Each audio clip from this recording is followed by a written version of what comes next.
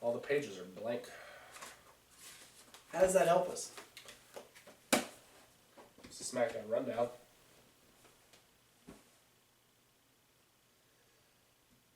Hi, I'm Kevin Hawk. Travis Colt. Nice to meet you. Hey, your name's down there. What? That's cool. Get the fuck away, name. You scared him away. Still not okay with you anymore. Should we talk about the matches? What matches happened? We had the League of Nations defeat the Gravity Dragons and Dolph Ziggler in a 8-man tag team match. We had Devon defeat Jimmy Uso. The Gravity Drag-Offs. We had Kevin Owens defeat the Big Show. The Gravity Shoguns. We had Natalya defeat Becky Lynch. We had R-Truth defeat Heath Slater. And we had the Southern Boys, Mark Henry, AJ Styles, and Y2J, defeat the New Day in 6-man tag action. It was an alright show. A fun show. Not a lot of story worthwhile, so we're just kind of going to go through and sum everything up just real quick. Triple H came out and did a really cool promo, setting up some more tension for him and Reigns. Yeah. That might have been the highlight of the show. It's good. The fact that it's so rare for it to happen nowadays. Yeah. Seeing Triple H on SmackDown is seeing anyone of really strong merit show up on SmackDown is great. And it's like, for me, it's just like, for the last maybe 2 years, we've just been accustomed to Triple H coming out and running like authority spiel. Yeah. And then like the last 2 times we've had him like come out and cut promos, they've been legit Triple H promos. Yeah. And they've been like, holy shit. I mean, I understand why Authority Triple H doesn't cut promos like this. Because he doesn't need to. He doesn't need to. Well, I mean, if Authority Triple H came out and cut promos like this, the Authority would be over. Right. Which is why Triple H is getting over. Mm-hmm. Is because he's going into Triple H mode. Yeah, he is Triple H, and that's what gets him over. Yeah. But yeah, he came out quoting lines from the song "Sympathy," "Sympathy for the Devil" by the Rolling Stones, saying that in a way. Excuse me. Sorry, all you podcast people. In a way, that song could have been written about him. For some reason, I'm not sorry to YouTube people though. Sorry if you're wearing headphones. Yeah, he just sends such a great message for this for the build to this match that not a lot of people are excited for, but he does something for it, and it's so refreshing to hear just so in depth, really well played out promos. Triple H is fantastic at it, talking about Roman Reigns giving up blood, sweat, and tears to be the WWE champion again. He's given up the sweat because he works real hard. He's real strong in the ring. And Triple H made him give up the blood on Monday Night Raw when he shattered his nose. And then at WrestleMania, he's going to make him give up the tears when he humbles him and retains the championship. Break his back, make him humble. Cheeky baby. Then we had the 8-man tag team match where Wade Barrett is back in the ring. Actually wrestling. He actually wrestled a majority of this match. He opened it. Yeah, he's got a lot of time to make up. Yeah. Del Rio, Rusev, and Sheamus are like, no, you're doing this whole thing. There's going to be a lot of like 6-man tags where he doesn't get to tag out. Yeah.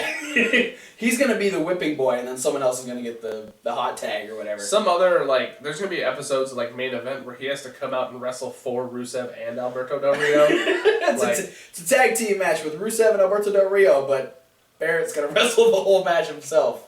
Yeah, no, I mean, it's on SmackDown tonight, we're going to have Kalisto versus Del Rio in a rematch, and just Wade Barrett has to come out wearing Del Rio's gear. But yeah, no, this was a great match. A lot of really good. It was just great to see Barrett back in the ring. I was so pleased.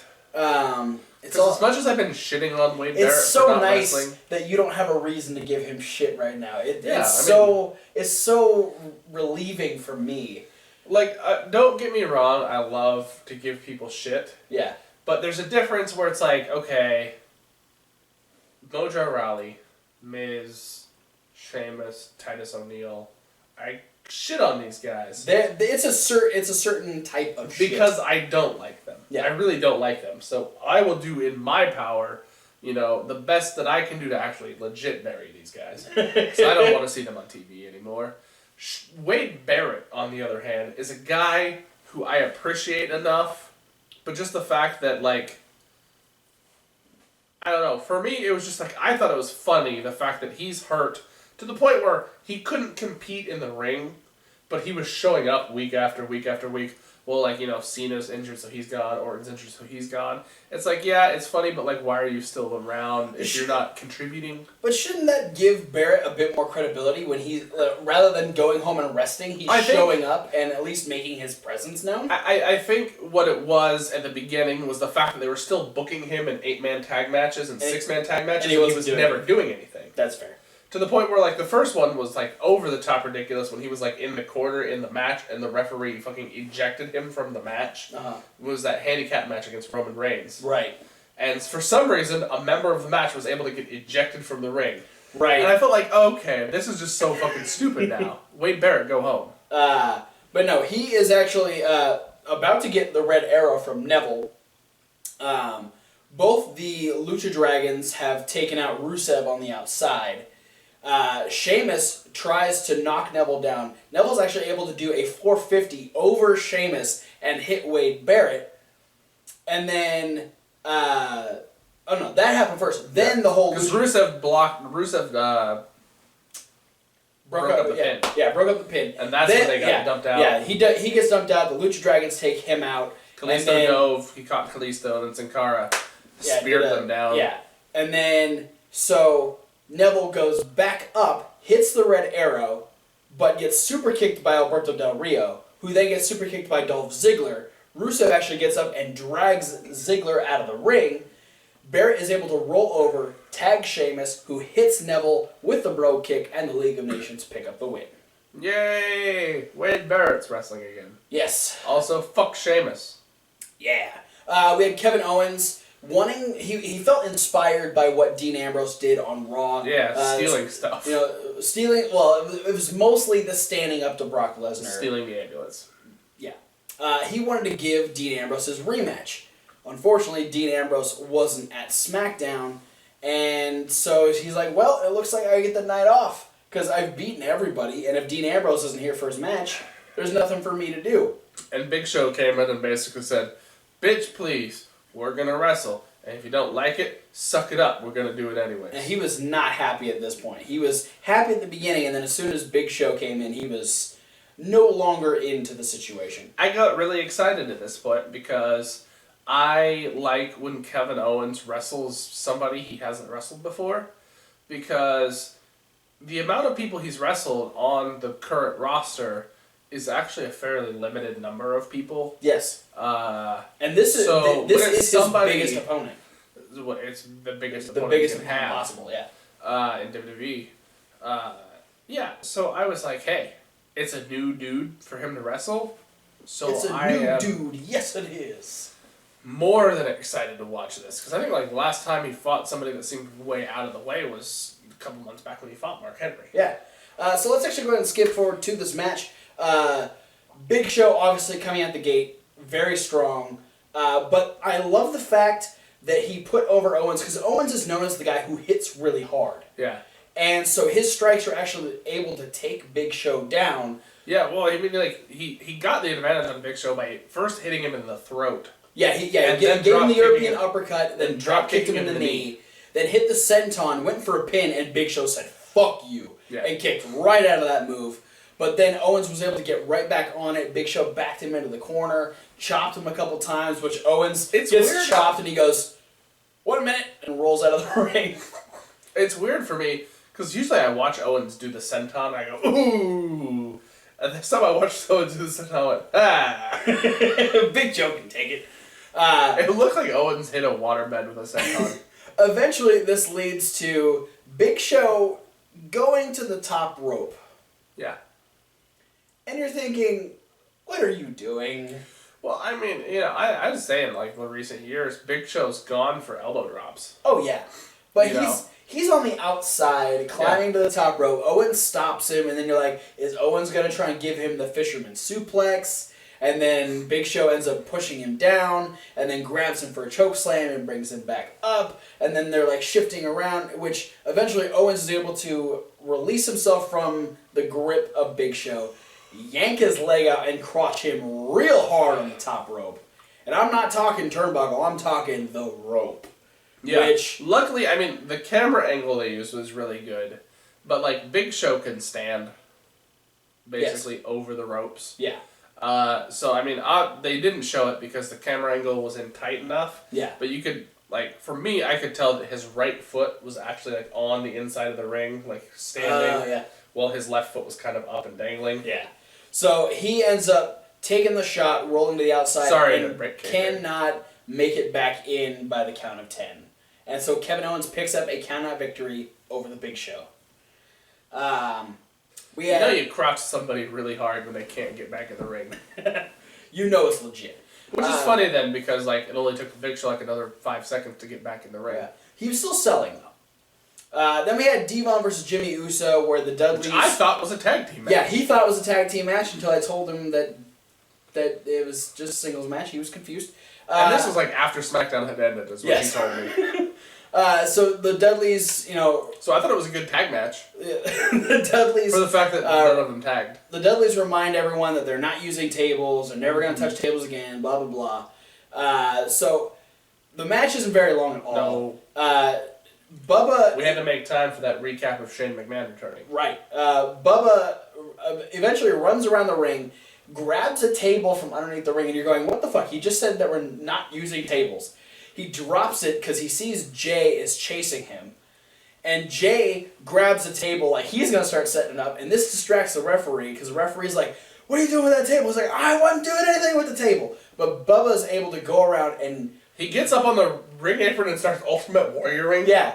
And Jimmy is going for the Superfly Splash. This crotches Jimmy on the ropes. Devon, for some reason, I understand why he did it. It just looked really awkward because Jimmy was already down. He picked him back up to roll him up. Yeah. But it's because... I laugh because it's like shit that I would do on the video games. But the reason... I understand why he did it because with just the pin, there was a chance that Jimmy could have kicked out. So he got the extra leverage from the roll-up and then grabbed the tights to make sure Jimmy stayed down. Because Jimmy was not down at all after that. He was pissed off. Yeah, I've legit done that on video games, though. Like, to get an achievement or something, where you, like, get 10 extra points if you win the match via roll-up. Yeah. It's like, I'll, like, you know, fucking F5 somebody as Brock Lesnar, but then get up just so I can give them a schoolboy.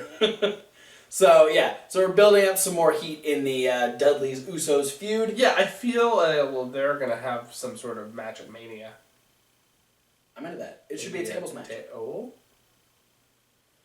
maybe it should be an untables match.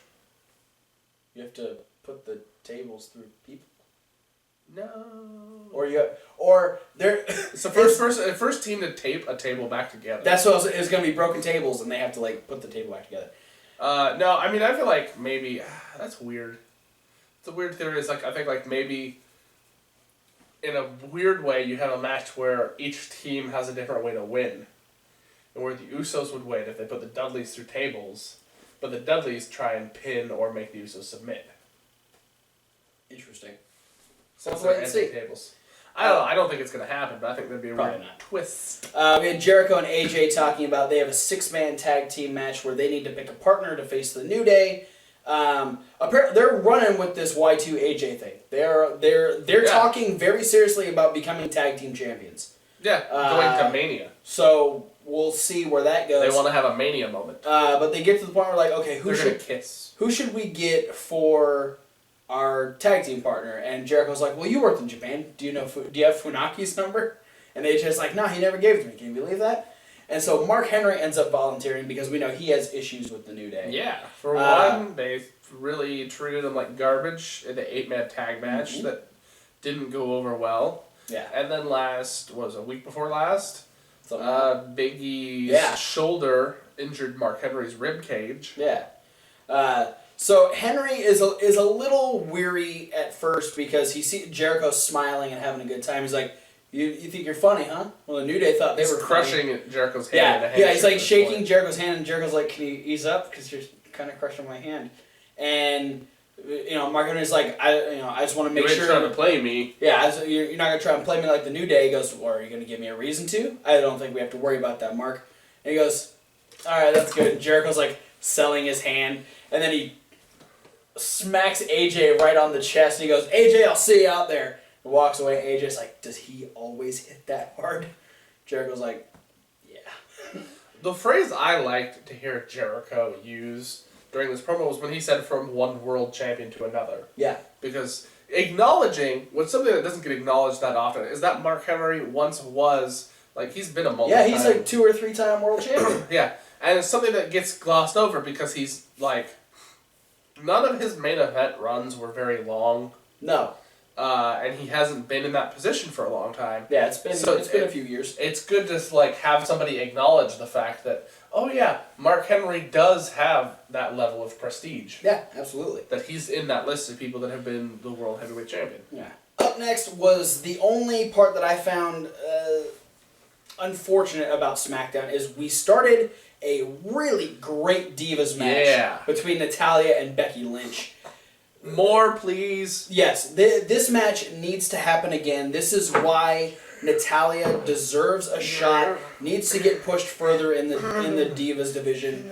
But they have stop it. They have great technical work against each other, and just some great counters and everything. And eventually, Becky gets hit with a German suplex. Yeah. Which sends her to the outside, and when Natty goes out to pick her up and throw her back in the ring, Tamina and Naomi show up. And they're like, we bad bitches. And they attack Natalya, causing the disqualification.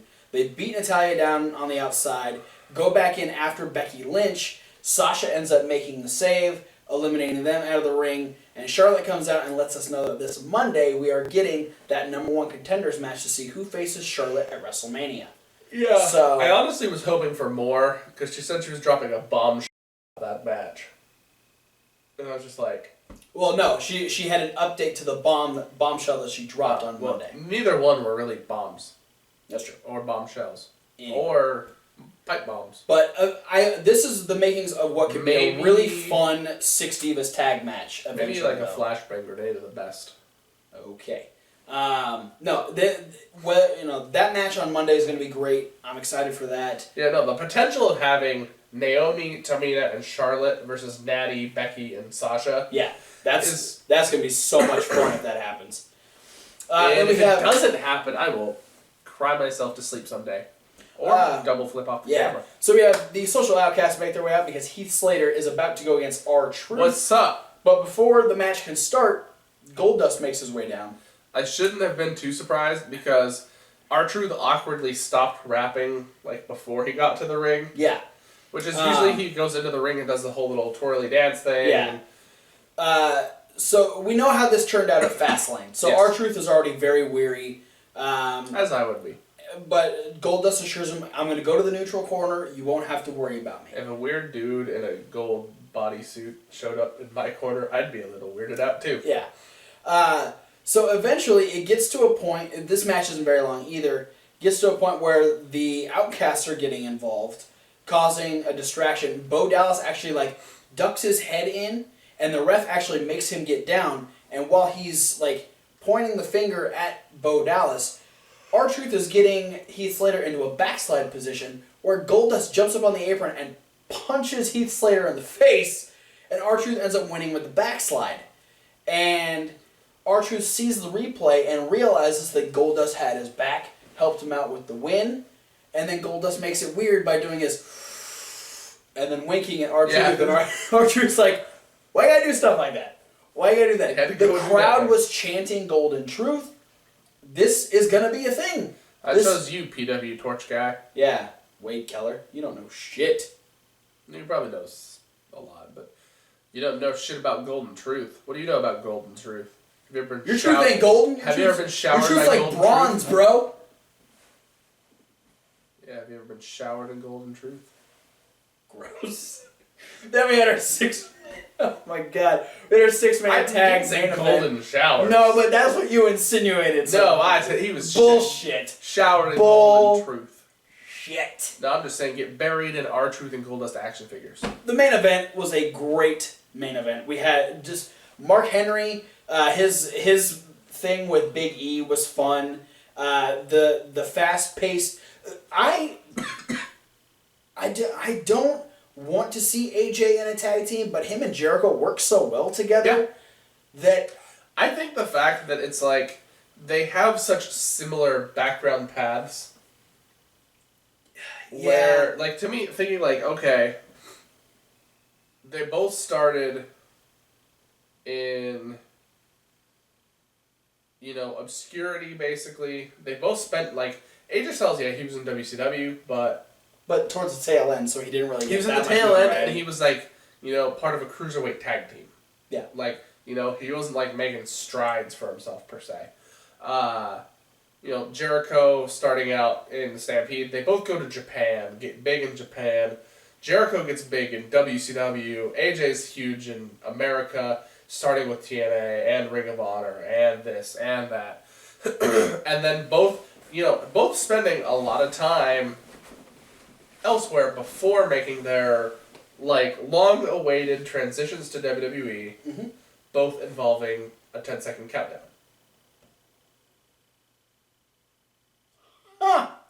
There's a lot of similarities. And along that pathway, you realize that Jericho and Styles have picked up a lot of similar nuances in the ring. Because they both spent a lot of time wrestling luchadors. They both spent a lot of time in Japan. They're both very technically sound. Jericho used to be a cruiserweight. So they have a lot of super similar... They both have impact finishers and submission finishers. Yeah. So you have all these things that they have in common. It's just kind of like Styles was the next generation Jericho. So it's almost like watching the same guy team with himself. And the fact that they're so close in age too. Like, you don't realize that AJ Styles is 38 years old. He's only about 7 years younger than Jericho. But yeah, they make a fantastic team. They have a good double slingshot plancha spot. And it just they were like the older version of the New Day, adding in Mark Henry. Yeah, they even have a little swivel moment. It's what's being called the cool old dads club on Tumblr. There's gonna be a shirt for that.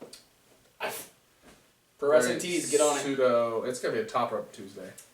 Probably. AJ hitting the best springboard reverse DDT spot he's done on Xavier Woods. And they actually end up being the finish of this match, where Big E and Mark Henry end up kind of taking each other out. And then Kofi is going for Trouble in Paradise on AJ, but Jericho takes the move right on his face. You can see what happened here. Oh. That eye is messed up. He's got a bit of a shiner. A little bit. So then Kofi gets taken out. And so we're down to just Woods and Styles. And Woods ends up hitting this massive forearm on AJ, which kind of sends him reeling into the ropes. Yeah, he does a little discus forearm type thing. Yeah. But he did it to Neville on Raw. Yeah. I thought it looked good. But Woods decides to go right after Styles as he's backing into the ropes, which was a mistake because Styles is able to get his wits about him. As soon as Woods makes contact, he grapevines that leg, rolls through, and gets Woods into the calf crusher, and Woods wastes no time in tapping out. He is not sitting in that submission any longer than he needs to. Well, if you're a champion, you need to know to get while the getting's good. Especially when it's WrestleMania season. Live to fight another day. Yeah. So, the Southern Boys, the Old Day, whatever you want to call them. The Cool Dads The Cool Dads Club pick up the win in the main event of SmackDown. And that's it for SmackDown. Yeah.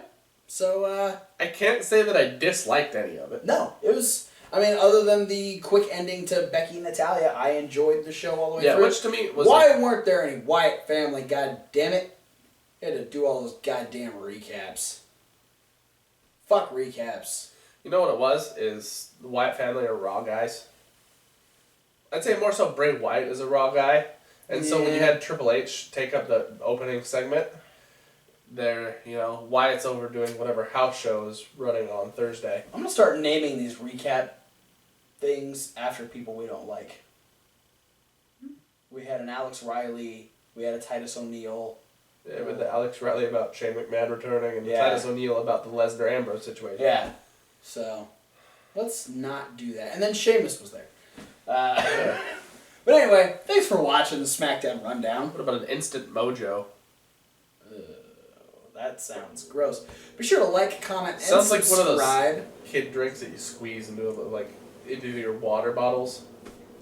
Instant mojo. Comment what you thought about Smackdown. Did you like it? Did you not like it? What would you have changed? What are your thoughts on the potential Y2AJ Tag Team Champions? Post down in the comments. Let us know.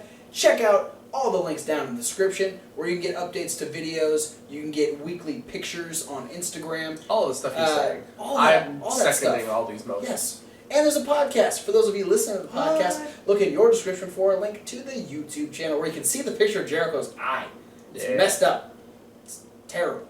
Anyway. It ain't that bad. But if you're on YouTube already, you need to check out that playlist. It's on the other side of Kevin Hawk. Sorry. It's there every week. Sometimes it startles me. And sometimes it talks. That's when it startles me the most. We got a Fastlane review, we have a Raw review, we have a midweek wrap-up, we got the Smackdown Rundown. Coming up next, we're going to have an indie news with some Chikara results, we got Shine results, we got Ring of Honor results, we got all kinds of stuff. So stay tuned for that. Thanks for watching, and we'll see you at whatever video you decide to watch next. Fuck Alex Riley.